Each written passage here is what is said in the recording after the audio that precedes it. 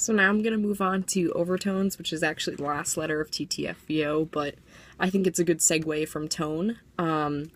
So a way I like to work on overtones is by just doing octave slurs. I feel like it's the closest interval between so that you get that overtone. I think that's a good way to start. And again, I like to start on middle G and then move up chromatically. So go from G to A flat to A, etc. And I kind of do the same thing as I do with tone, and I do long tones with it. So I'll hold out the G, hop up to the high G, come back down to the G, but before I move from the low G, I want to make sure I have the center of that note. So then I can hear that pitch, hear the higher G, and be able to just hit it and not struggle. I do tend to struggle with getting a smooth connection between the two notes, but we want to make sure that we get that like slur motion like connected. We don't want it to be disconnected, and we don't want to make it legato. We want to make it as connected as possible. So good ways of thinking of getting the higher octave. Focus on kissing forward. So when your mouth is on the lip plate, kiss forward. So kind of go like that, and then just make the aperture a little bit smaller. So we'll go like this. So the aperture is a little bit smaller than it was before. And then make sure that you're angling your air still into the flute.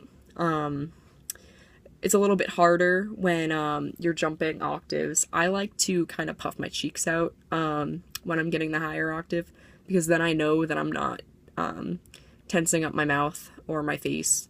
I know that I'm still pretty relaxed, and that's a good way of making sure that you're doing that, because you don't want to tighten up. That's just going to prevent you from making any air come out. Also, another thing I want to talk about for a minute is just venting. So, for example, in this first key, this is like a venting key that we'll use in higher notes. It really helps clear the sound. So sometimes when you're trying to get up to another octave, it's really nice to be able to use like that key or others in order to get the nice open sound that you really want, instead of the tight closed sound that you might get with that key down. So just putting that out there. So we'll start again on middle G, and then we'll just go up to the high G, and then etc. And we'll do the same thing like I said with tone. So we'll try and hit that middle G, hold that out, and then go for that high G. But we want to make sure that we can hear that high G before we try and play it, because then you'll have more of an advantage trying to hit it. So let's try it.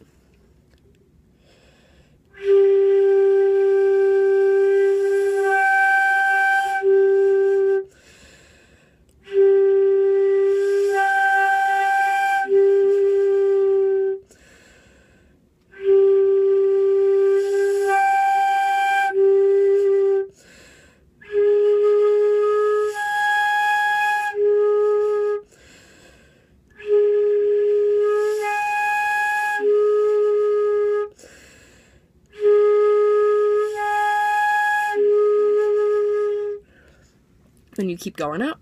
Another thing to focus on is, that I forgot to mention, is making sure that you are aiming the airstream in the right location. As you could kind of hear in the last one, the first G, when I was going up to the octave, it didn't get there, like, for the first second. It took like a couple seconds for it to get into that G. So, you can think faster air, aim the stream higher over the tone hole. Also, move the embouchure forward, so again, kissing forward, so that it's hitting the striking wall instead of not hitting anything and just going over the tone hole. And also use a smaller lip opening, like I mentioned before. Again, I kind of struggle with this stuff, but I think it's really important to especially focus on the kissing forward and the smaller aperture, because I think even just focusing on that can really help get those overtones sounding great. but faster air is definitely important as well. So just keep that in mind. So we'll try it one more time and we'll see if there are any other things.